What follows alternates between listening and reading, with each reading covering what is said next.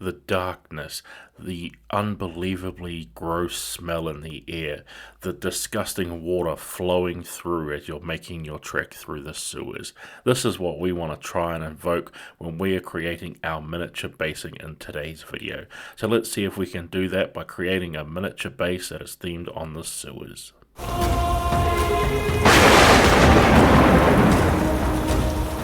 Okay, so what I've done at the start of this, before we get into any building and creating of the base itself, is I've just grabbed myself a knife here, and I've just used it to score the very top of the base here in multiple patterns, just striking lines all across it, so we have some texture when we're going to be applying glue to the actual base itself. So it's got something to adhere to, and we're not going to have any lifting issues. And then what I've done is I've grabbed some foam board here, and this is what we're going to be using for the base of our base on our miniature. So the reason why I've done this is I wanted to keep this nice and simple, cheap and easy for everybody, so it's nice and easy for everybody to create these tiles. Now if you wanted to enhance this a little bit and make this sort of a lot flashier and a little bit more expensive, you could probably go with using some green stuff and create the sewer tiles that way. But for this here, I actually wanted the foam board thickness, as it's going to play quite an important role into the overall look of the sewer when we get to that part now. So what I've done is just, of course, traced out the size of our base there, and I'm just going to do this by of course tracing around it, and then I want to come in and cut this till I get the right shape.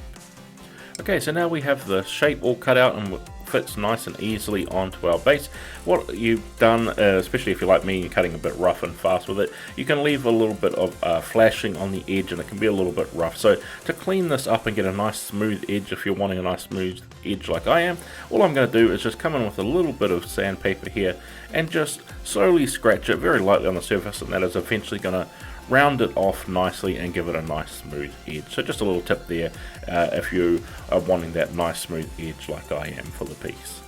Now that we have that edge all nice and smooth, and I still haven't attached it yet, because what I want to do is I want to try and copy a pattern for our sewers here. So what I've done is a miniature I've painted up in a previous video. That miniature came with a like cobblestone type base in there, and I want to mimic that and place that onto my sewer tiles, and I want to use that sort of like as a base so it can sort of roughly line up here. But what I want to do, and most importantly, is I want to leave a little space here that I'm going to have for the sewer water running down. So I still need enough area to place the miniature on and display that properly, but I also want to have, of course, it to look like a sewer, and to do that I want to have some of that disgusting putrid running water that the sewers have, especially when they're depicted in fantasy artwork. We always have that nice bit of gross, in this case green water is what I'm going to go with here, green water flowing through the sewers. So that's what I want here. So what I'm doing is just grabbing a ballpoint pen here and just marking out where I want the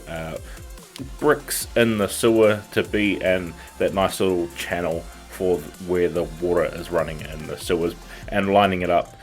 like roughly to look similar to the pattern that I have on that pre-made miniature base here. So it's just a matter of going through the pen and marking this out nice and simple here, and totally up to you how you want to have it. So now we have all our areas marked out. I'm actually going to be cutting rid of an area because I want that nice depth into the piece of the sewers here. So I've just marked out the spot by doing a little scribble over it, and I want to use that as our cutout piece because, like I said before, I want that water running through the sewer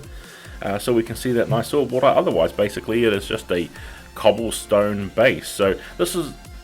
why I think having the foam board was sort of the perfect solution for me, because it gives me that height, and then I've got the area, the height of the foam board, and all that area to play with when I turn it to the side there to add in water effects onto the piece, and that's just going to add in a lot. And I'm of course want to adhere this down. Now you can easily go with super glue on here, or like me, I'm just using some Mod Podge, sticking that down. I want a good nice tight bond, and that is exactly why I have the score marks in there, so we can have a nice tight hold and we're not going to have any lifting issues when we're doing this. And because we've rounded out the edges nicely, we've marked it all out, and we know exactly where our cut off areas are, it's going to line up nicely and it'll give us a nice smooth edge. That's why I wanted to sort of round it out and smooth it off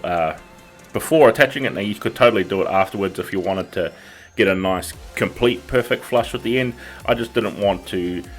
have that at the start. I wanted to make sure it was all rounded in case I had any mishaps when I'm sanding it down with the area I wanted for the channel, so I just saved that. But you could totally do the sanding area once this is all completely dried. So once you have your base completely dried now with that glue on there nice and hard, what I've done is I've got a container of rocks here, and I just want to grab a random rock out, and I want to use the power of the foam board to enhance it here. And what it's going to do is take the detail nicely of the rock that I'm just bashing and stabbing into the piece to get all over texture to the entirety of the piece. Now, if you were using green stuff here, you could also have a texture roller that could also do this step entirely as well. If you didn't have a texture roller, you mark out the places with your knife here and then lightly go over it with a rock. But like I said, I went with the foam board here because I wanted the height, because having the green stuff here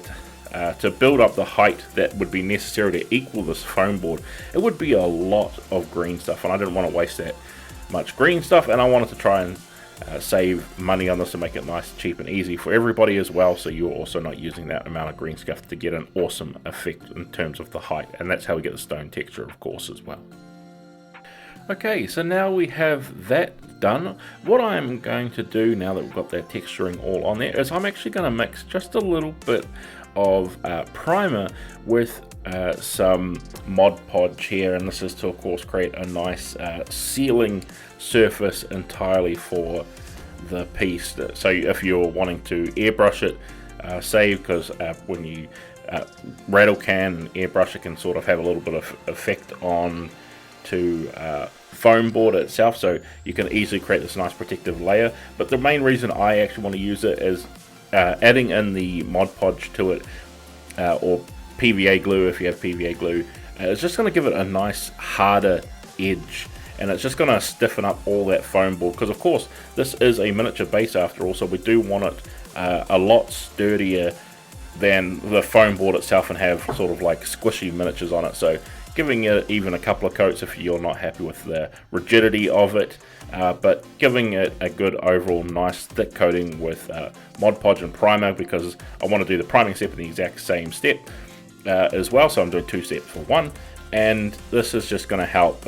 seal everything in, make it a little bit easier to paint, but it's also going to firm everything up to give it a nice harder base as well to make your miniature stand on it. Now we have our miniature primed and hardened up. What I'm going to do now is I'm going to paint the stones that we have here for our sewer tiles, you know, for the sewer tiles, sewer bricks, whatever you want to call them. I'm giving them a nice good overall dry brush and using the black to be the sort of deeper shadows, and this is going to be totally up to you what you want to do here. Whatever colors you want to add into here, you might want to go with a nice like red brick, a terracotta sort of thing. Myself, I'm just making it nice and simple, generic and easy for everyone, so I thought just going nice and simple here, just making it the plain old grey. But I'm going to of course liven it up a little bit by giving it a few over brushes and dry brushings with different colors of grey here, and eventually to the final point here, I want to give it a final dry brush over with a little bit of white there too, to pick out the very corners that we have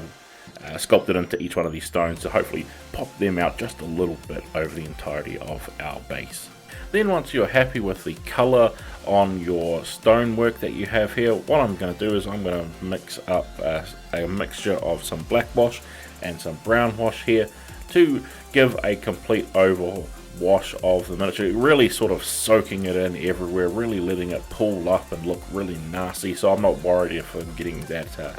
tiding effect and that weird drying effect when you overplace washes on everywhere, because this is a sewer. I want it to be gross and grimy and look unnatural and just sort of off-putting, so I'm being pretty heavy-handed with the wash here, and eventually you can clean this up with just a little dry brushing over top too, to clean it up if you're not quite happy with it. But making it all look gross and nasty is the aim of the game here.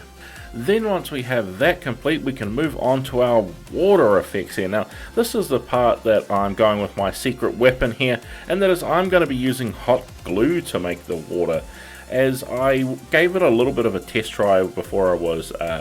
when I was, of course, coming up with the idea for this video, as I started using some water effect, but it just didn't have the same effect that I wanted on it. It was, when I was using a water effect, I had to, of course, dam it off and everything, let it set, and then it just looked like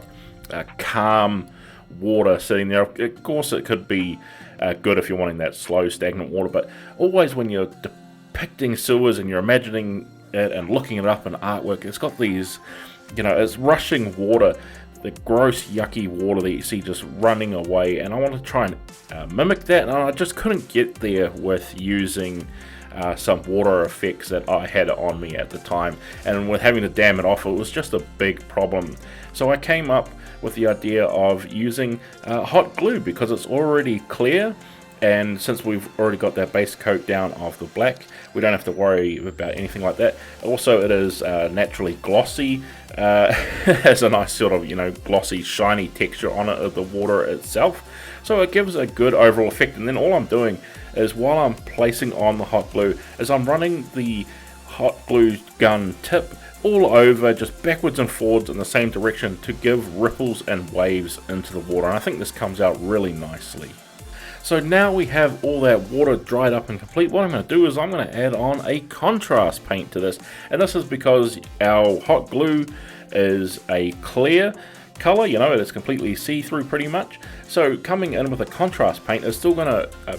you know, retain some of that see-through nature, and it should hopefully give some depth. And with all the rises and ripples that we have in the water, applying that contrast paint over top, it should give us that nice dimensionality that we're looking for into the piece, and hopefully it should look like some rushing water